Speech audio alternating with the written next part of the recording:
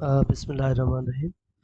So in this session we will talk about how to find range of quadratic function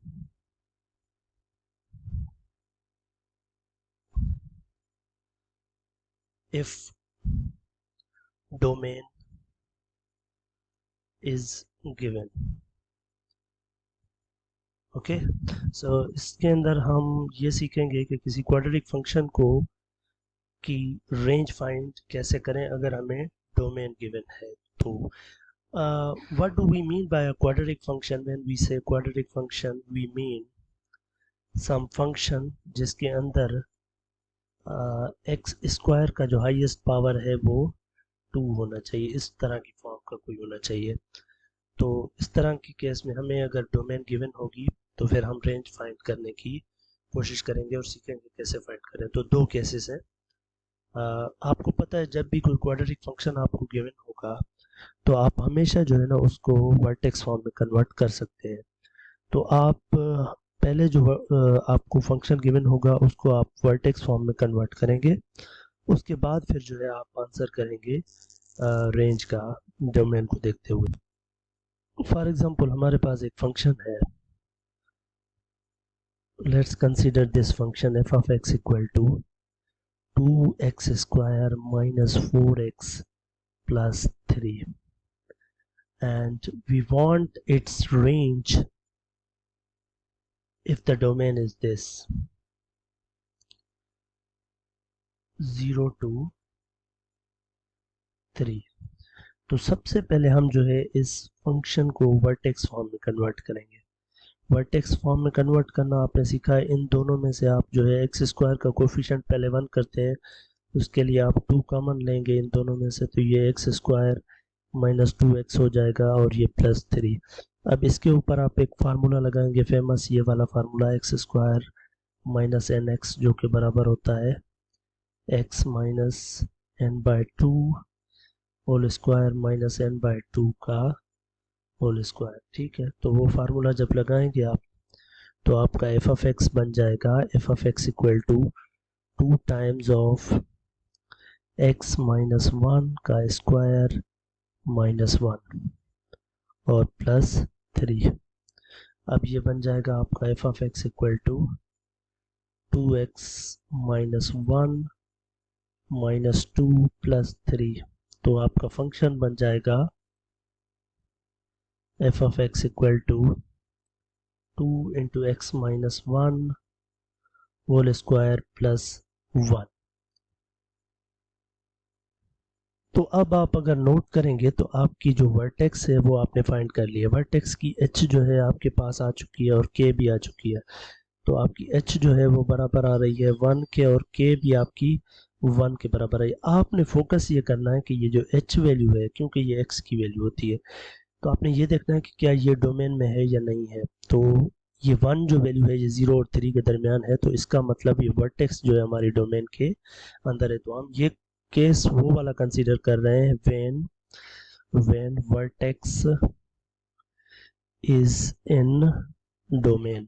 ठीक है, तो जब vertex domain के अंदर है तो आपने क्या करना है, एक आपने k की वैल्यू उठानी है रेंज फाइंड करने के लिए, एक k की वैल्यू कंसीडर करनी है, बाकी दो वैल्यू 0 और 3 पर फंक्शन को इवेल्युएट करना है, फंक्शन की वैल्यू फाइंड करनी है, यानी कि f ऑफ 0।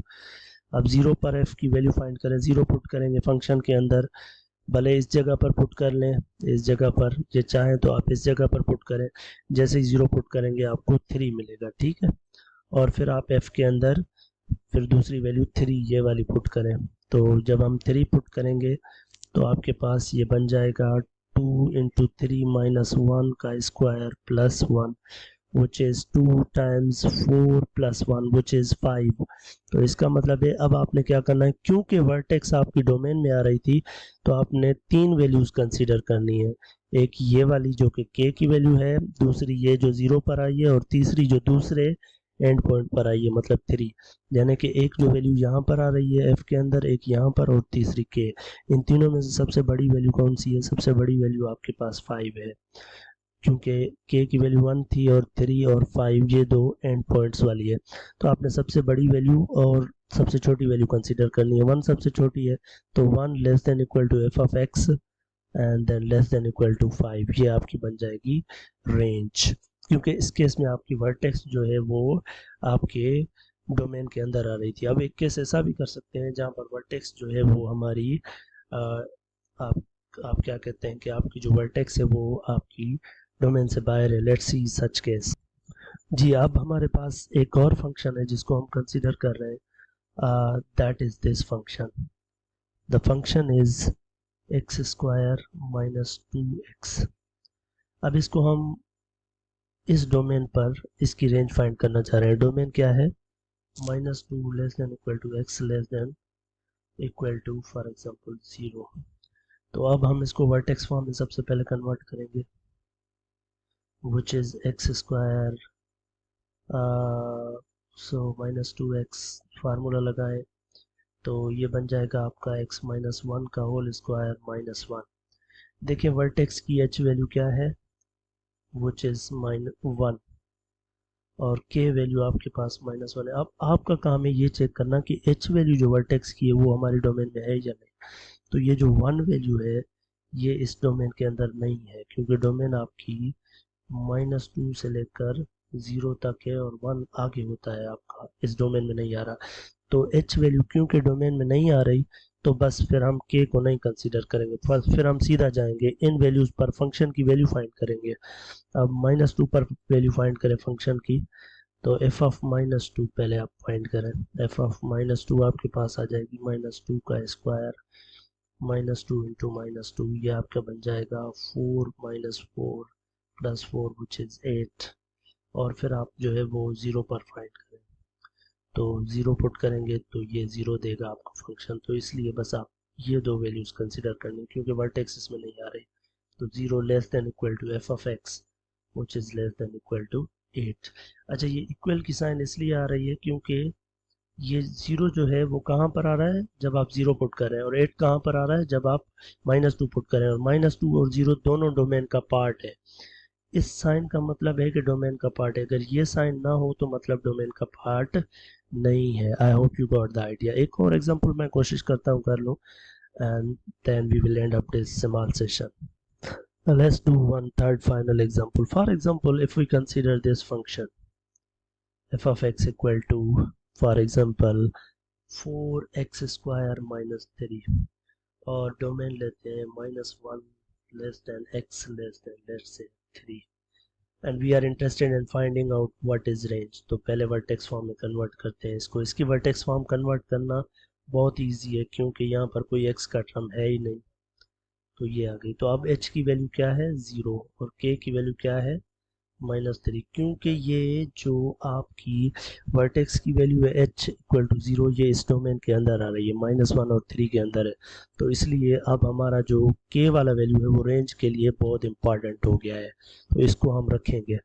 बाकी हम क्या करेंगे, इन वैल्यूज पर हम f की वैल्यू फाइंड करेंगे, f ऑफ -1 फाइंड करेंगे। 4 -1 square -3 which is going to be 1।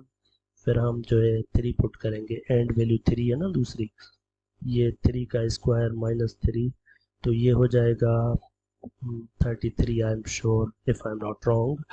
सो अब आपके पास टोटल कितनी वैल्यूज आ चुकी हैं, 3 वैल्यूज। एक के वाली वैल्यू क्योंकि आपकी वर्टेक्स डोमेन के अंदर थी, दूसरी ये वैल्यू और तीसरी ये वैल्यू। तो अब आपने इन तीनों में से स्मॉलेस्ट वैल्यू और लार्जेस्ट वैल्यू पिक करनी। स्मॉलेस्ट वैल्यू -3 है, तो -3 F of x less then 33।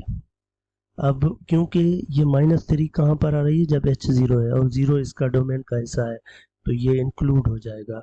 लेकिन 33 कहाँ पर आ रहा है, 33 आ रहा है 3 पुट करने पर, और 3 डोमेन का पार्ट नहीं है, यहाँ पर ये साइन नहीं है, इसलिए हम इस यहाँ पर भी इसको इंक्लूड नहीं करेंगे 33 को। So that was all from my side. I hope you enjoyed the session. Thank you.